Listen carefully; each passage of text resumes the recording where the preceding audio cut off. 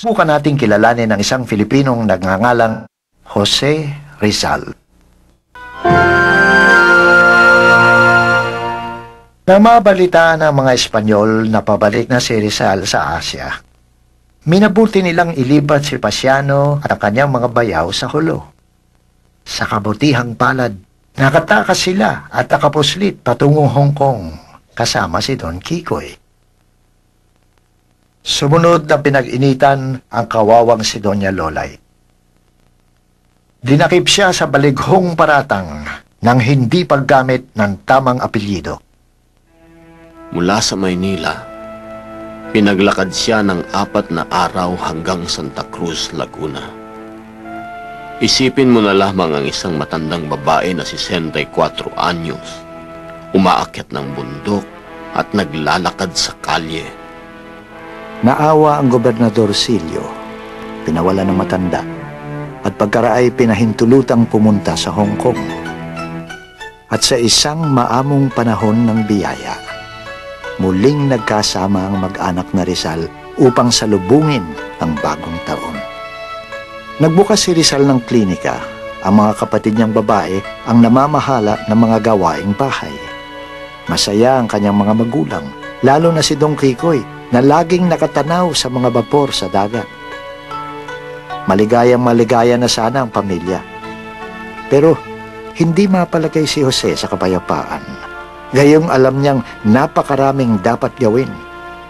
Sinulat niya, inilimbag, at ipinadala sa Maynila ang konstitusyon ng isang samahang tinawag niyang Liga Filipina, na naglalayong himukin ang mga Filipino na magtulong-tulong upang gumawa ng mga kinakailangang pagpabago sa bayan.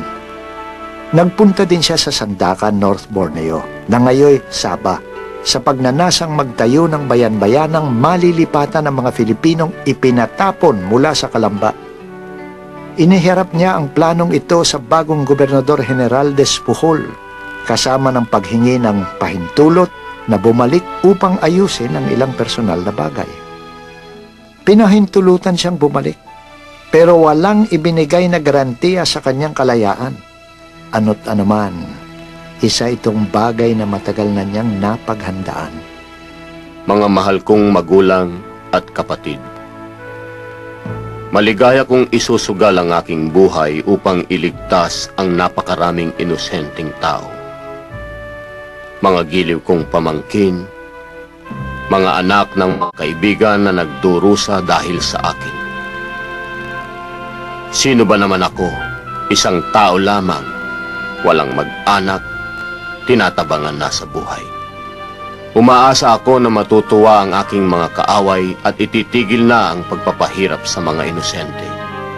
Madilim ang aking kinabukasan at patuloy itong didilim kung hindi masisinagan ng liwanag ng bukang liwayway sa aking tinubuang lupa. At nakita niya ang liwanag na yon, bagaman panandalian at puspos ng kalungkutan nang ipatapon siya sa malayong bayan ng Dapitan na nasa probinsya ngayon ng Zamboanga del Norte. Tumira si Rizal kasama ng komandanteng militar at ng kanyang may bahay na kapwa niyang nakagaangan ng loob.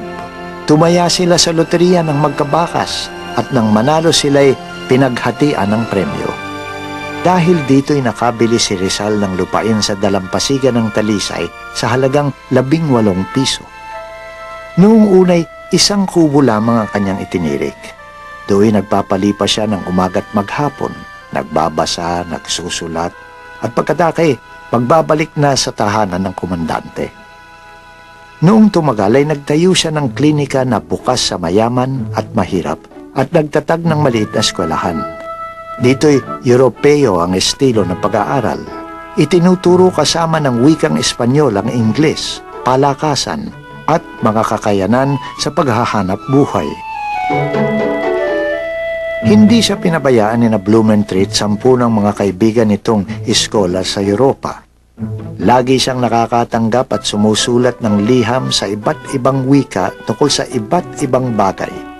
Nariyang iulat niya ang bagong species ng palaka at insekto na ipinangalan naman ng mga Europeo sa kanya. Nariyang magpalitan sila ng kuro-kuro ni Blumentritt tungkol sa wikang Tagalog. Dumating din ang panahon na pinayagang tumira kasama niya ang kanyang ina at ilang kapatid na babae. Gayunman, hindi maikakaila na inagaw si Rizal sa nakagawian niyang buhay at ang tahanang natagpuan niya rito ay walang iba kundi isang magandang hawla.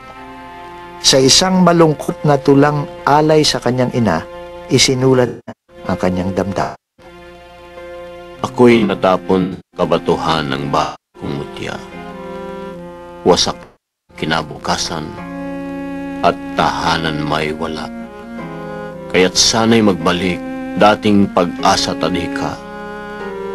Yaong dalisay na pananalig ng tapat at musmus kong diwa. Na siya kong tanging yamang hindi nasasanla. Naibsan ang pangungulila ni Jose nang dumating si Josephine Bracken. Sinamahan ni Josephine sa klinika ang kanyang nabubulag na ama-amahang si Mr. Taufer. Nahulog ang loob nila sa isa't isa at sinasabi na sa dalampasigan ipinagtapat ni Rizal ang nilalaman ng kanyang puso. Josefina, Josefina, naparito ka sa dalampasigan, naghahanap ng pugad, ng tahanan, tulad ng ligaw na ibon ng karagatan. Sakaling dalhin ka ng iyong kapalaran sa Hapon, China o Shanghai man, huwag sanang mawaglit sa iyong isipan ang puso kong tumitibok na ikaw ang dahilan.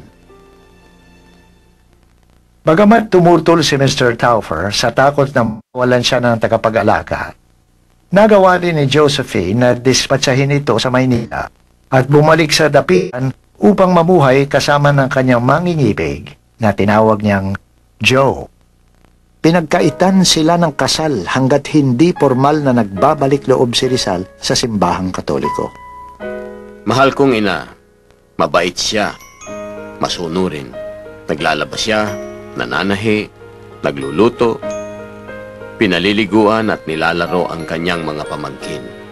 Walang Pilipinang makahihigit sa pag-aalagang ginagawa niya sa akin. Kasal lamang ang kulang sa amin. Pero ikaw na rin ang nagsabi noon, nanay, na mas mabuti pa ang mga nagsasama sa gasya ng may kapal kaysa sa mga kasal na nagkakasalang mortal. Gawin man ni Rizal ang lahat ng paliwanag. Ikinahiya ilang miyembro ng kanyang pamilya ang kanilang pagsasama. Ayon kay Josephine, kung minsan pinagduduldulan pa ito sa kanyang mukha sa harap ng kanilang mga pamangkin. Gayunman, tiniis niya ang lahat ng nangyari. Pero sadyang mahirap takasan ng mga kamay ng kasaysayan. Nanggihan man ni Rizal ang plano ng mga katipunero na itakas siya't gawing haligi ng himagsikan. Hindi maikakaila na malaki ang nagawa ng kanyang mga sinulat, ginawa at sinabi sa kamalayan ng mga taong nagpasyang makibaka. Ang dahil ay matagal na niyang itinakwil ang politika matapos ng kapahiyaan sa Madrid. Ang pagkaudlot ng lahat ng kanyang plano upang bumangon muli sa sandakan at ang naunsyaming pagpapalaganap sa Liga Filipina. Pinili niya ang kapayapaan, ang buhay na sa wakas ay tahimik. Ang buhay na sa unang pagkakataon ay kanyang-kanya.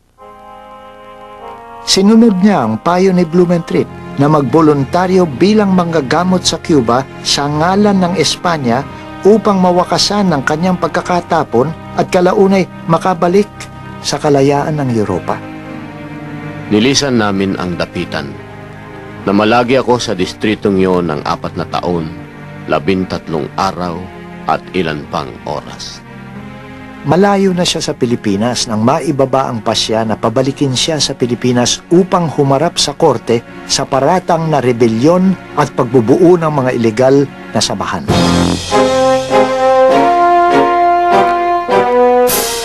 Ipiniit siya sa Fort Santiago noong mga unang araw ng Nobyembre. Nilitis siya noong ika-26 ng Disyembre. Pagkaraan ng 3 araw, pinasa sa kanya ang hatol ng kamatayan. Mga mahal kong magulang at kapatid, gusto ko kayong makapiling bago ako mamatay. Pumunta rito ang mga malalakas ang loob. May mahalaga akong bilin. Ang inyong anak at kapatid na taus-pusong umiibig sa inyo, Jose.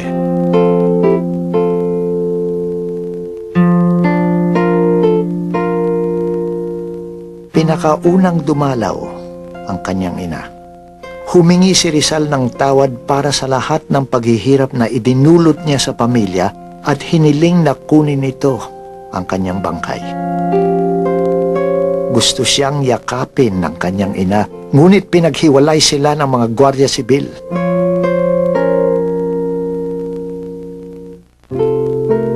Sumunod na dumalaw ang kanyang mga kapatid na babae at mga pamangkin. Isa-isa niyang ipinamigay ang kanyang mga nalalabing gamit. Ipinagbili niya kay Trining ang isang lamparang inihandog sa kanya ng mga Pardo de Tavera. There is something inside. Ibinulong ni Rizal sa Ingles upang di maunawaan ng mga gwardya. Doon niya isiniksik ang kanyang huling tulak. Sinulatan niya ang mga mahal sa buhay na hindi nakapagpaalam.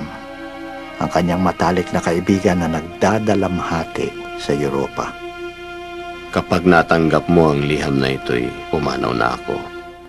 Paalam, pinakamatalik, pinakamamahal kong kaibigan. May iniwan akong libro para sa iyo bilang alaala mo sa akin. Gayon din ang amang hindi pinahintulutang dumalaw. Ipagpatawad ninyo ang sakit na siya kong isinukli sa inyong mga pagsisikap upang mabigyan ako ng edukasyon. Paalam, tatay. Paalam. At ang butihing kapatid na malayo na noon sa larangan ng digma.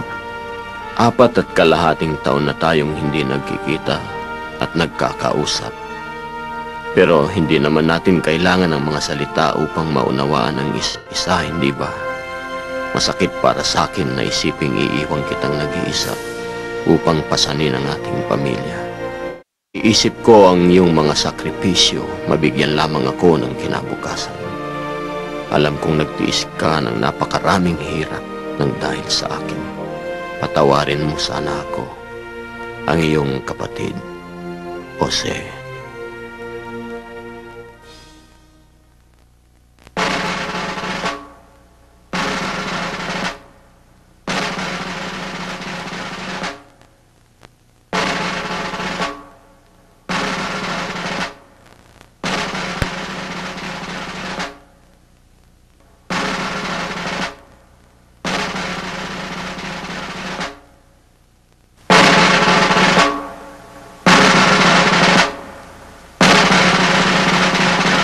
Preparen! Apunten! Fuego!